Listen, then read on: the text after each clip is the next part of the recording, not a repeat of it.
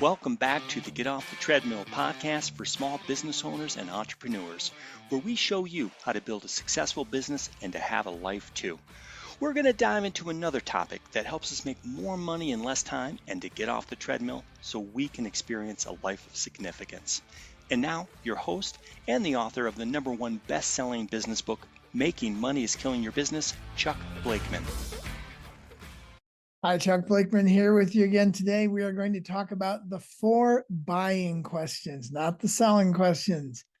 Nobody wants to be sold anything. Everybody wants to buy. How do we flip the script to get them to want to buy and we don't even have to sell? The principle behind the 4 buying questions is serve, don't sell. Nobody wants to be sold anything. Everybody wants to buy. So let's learn how to flip the script. How do we build trust so people want to buy even when we've never sold them anything?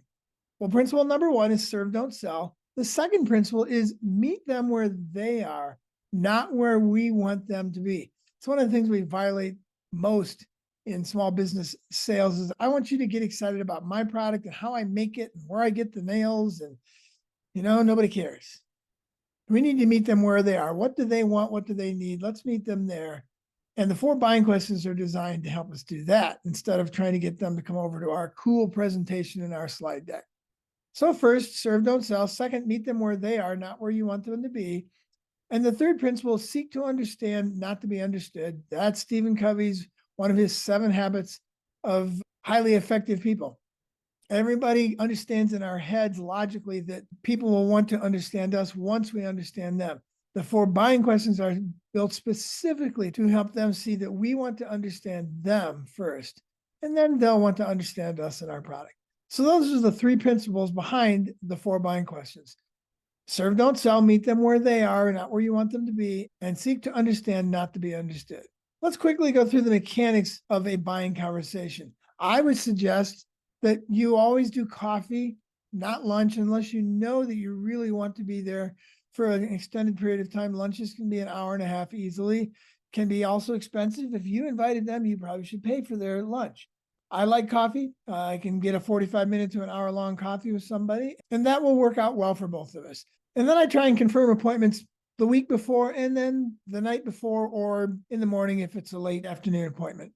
Before we go through the 4 buying questions, I would like to give you very quickly a reminder of the walking in commitments that we talked about in the last podcast. If you haven't seen that podcast or heard it, look for the 4 walking in commitments. Those commitments, very briefly, those commitments are intended to get our head straight and get us in the right place as we walk into an appointment. And those 4 commitments are: I intend to serve them, seeking their long-term and highest best interest. I intend to serve, not sell. Second, I will not talk about my business unless I'm asked. You make a lot more money doing that. Listen to that podcast. Third, I intend to make money from this meeting, not necessarily in this meeting. And it could be 6 months from now. Look at the podcast and we'll show you how. And fourth, I intend to make an offer. Don't go into any meeting without that mindset that you're going to make some kind of offer. And again, it may not have anything to do with what you are selling. Okay, so those are the 4 walking in commitments. We get our head right. We get our minds where they should be. Let's flip the script and use the 4 buying questions to do that. We want them to kind of chase us and want to buy. Hey, what have you got? I'm interested in that. Versus, let me take you through my slide deck. Or, hey, stop me when you see something you like. One of those kinds of things. It's powerful stuff when we flip the script. We had a wealth manager go through our 10-week business development training course we call Fast Track. And at the time, he had 2,200 clients and was making about $250,000 a year. And he used the 4 buying questions principally to help him flip the script and get people to where they wanted to buy. He didn't have to sell. And it became the basis for a really strong foundation of essentially reducing his clients from 2,200 to less than 20. And he ended up making 4 times the take-home income from 20 clients. And he said that the 4 buying questions was the best thing he got out of Fast Track. It's different for other people, but this could be the best thing that has happened to your business development, is to learn how to flip the script to get people to want to buy so that you never have to sell again. Okay, as we get into this, this is important for us as in a mindset. Who's in control, the asker or the talker? I used to think it was the talker. I'm just going to talk because I can dominate the room. That's not the way it works. The person in control is the person asking questions. That's another reason we want to ask questions instead of go in and just start talking about how great we are, how great our products are, and running through our slide deck. We have no idea who they are, what they want, what they need. Let's ask 4 simple questions and figure this all out. So we're going to be in charge because we're asking and they're talking. And sometimes you might experience it as you get in line or as you sit down and have a cup of coffee or get to their office, they might immediately want to start chit-chatting. And a great way to make sure that you're in control as the asker is as soon as you walk in, say things like, hey, I'm excited to hear about your business. And how are the kids? How's the dog? Whatever. And so you can kind of do the small talk. And then when they want to respond to that, you can do 5 minutes of small talk. But then if they're really astute, they might jump right in and say, hey, tell me about your product or tell me about what you know. And you get to say, no, remember, I asked you first. I said, I'm excited about hearing about your business. So I have a question and then we'll get to mine. I'll respond as well. Because otherwise you can really end up working from their agenda and not getting to where you can build a relationship of trust because they just assume you're there to sell them something. So the first buying question has to do about the past. The second buying question will have to do about their future. The third buying question will have to do about the present. And the fourth one is basically what is their favorite customer, their customer profile. So past, then future, then present, then customer profile. Let's break those down. The first question, something about their past. If it's business to business and they're an owner of a business, you might say, so how'd you get into your business? What motivated you or how'd you get into it? It's a question they may not have answered for themselves in a long time. They might have forgotten why. They might have lost some of the passion. It will benefit them to ask this question. Remember, the 4 buying questions are not about what you can get from them. It's about serving them. And it will serve them to remind them, yeah, why did I get into this business? If it's business to consumer, you'll have to come up with another past question. For instance, a realtor might ask a potential buyer, what was the favorite place you ever lived? What were the attributes of that place? That's a past question. And again, it gets them thinking, yeah, what was that? And it serves them to talk about that stuff. You will benefit because they're sharing these things, but it's not the reason you're doing the 4 buying questions. Don't do this so that you can benefit. Do it so they can benefit, and you will too. Zig Ziglar said it many times. If you help other people get to their goals, you'll get to yours. So get them to the goal of asking themselves, yeah, why did I get into this business? Or what was my favorite house? Or whatever the question you come up with on the past. And if you can't come up with one, email us, grow@cranksetgroup.com. Say, hey, I'm in this industry and I don't know what my past, future, present questions are. Can't figure it out. We'd love to help you because we want to know those as well. We've got them for just about every industry. Okay, so that's the past. How did you get into business? Or what was your favorite place you ever lived? Or maybe did you ever have a product or service like mine before? What was it like?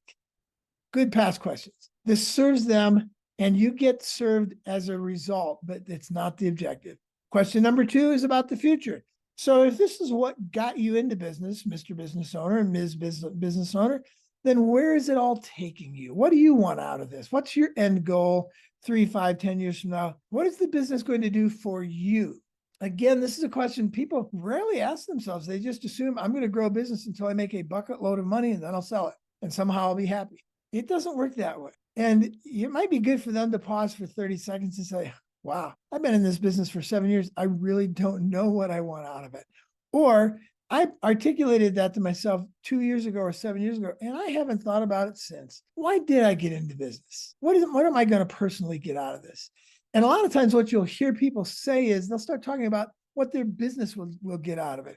Well, I'm going to grow my business from 2 million or 500,000 to 2 million, and we're going to have a X% market share in my local market. You know, that's what your business will get out of it. I've heard of a lot of people, and I've seen a lot of people who had very successful businesses who had never written themselves into the script as to what they will get out of the business.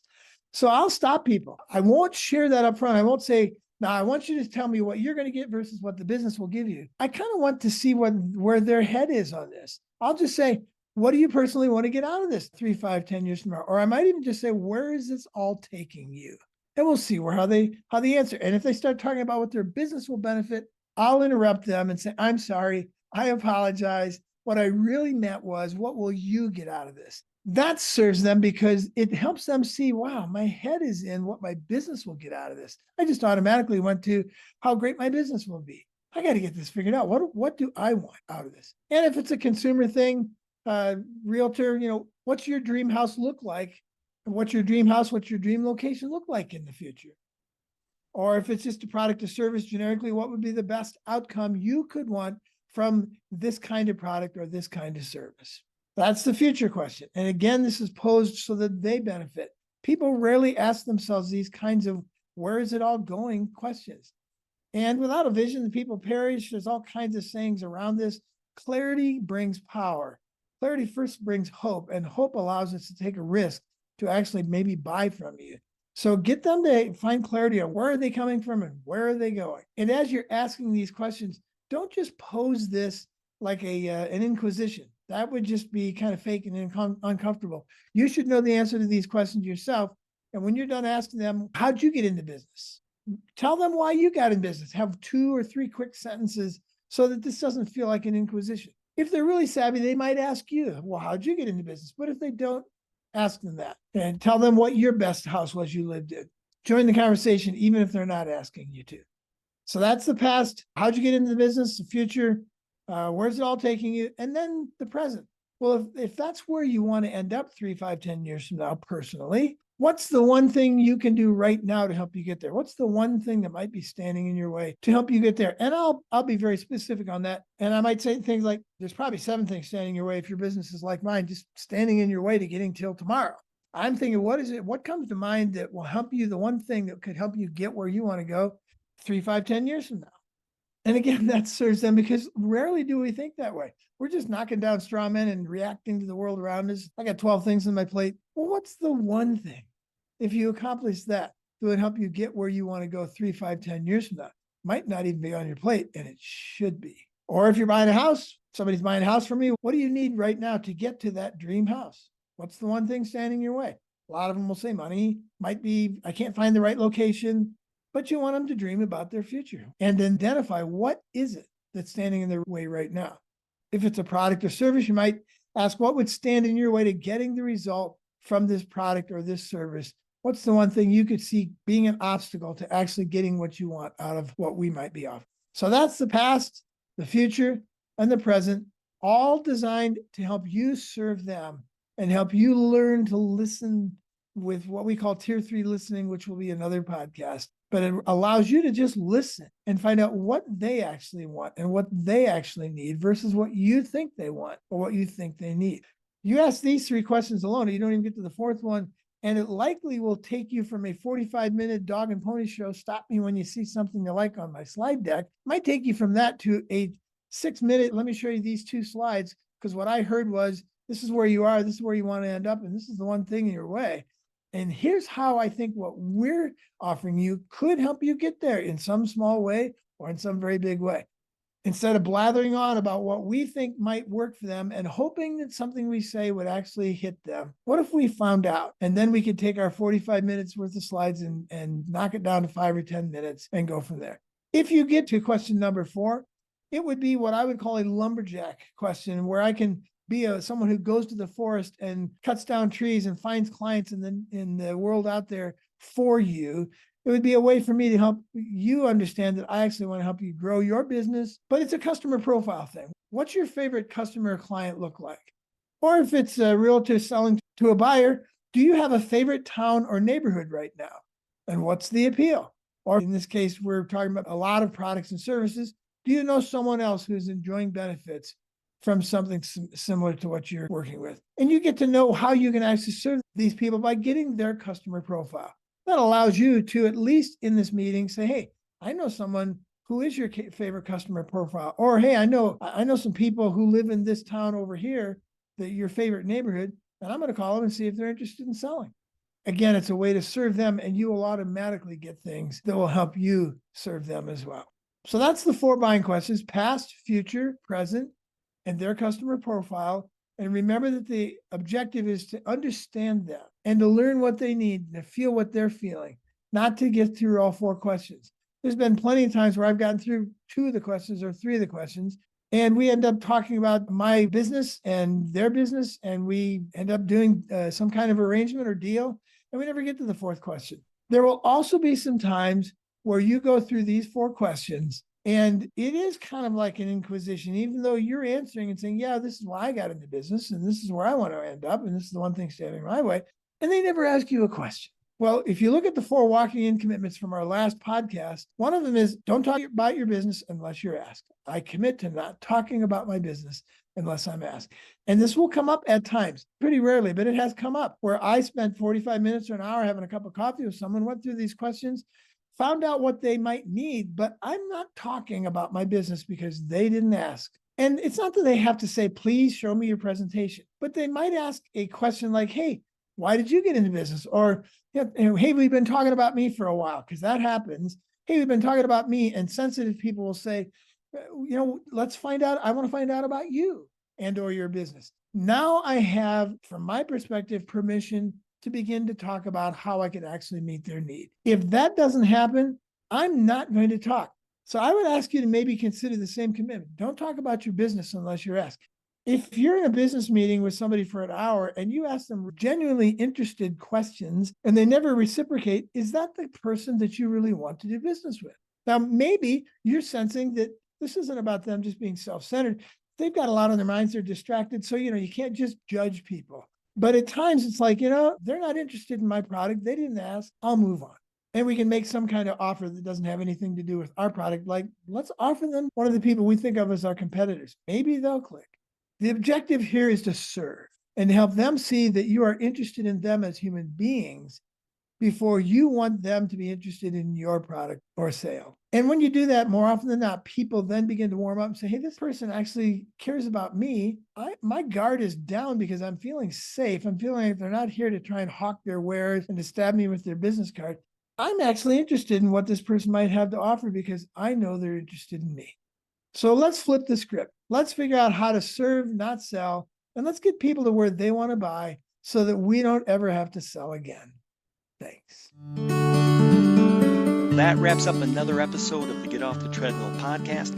If you found this podcast helpful, please subscribe and hit the like button to ensure you are receiving the latest tools you need to grow your business and to get off the treadmill. If you want more information on the 3 to 5 Club, the Crankset Group, or to book Chuck as a business advisor, speaker, or workshop leader, you can contact us at grow, GROW, @cranksetgroup.com. Until next time, have a great week.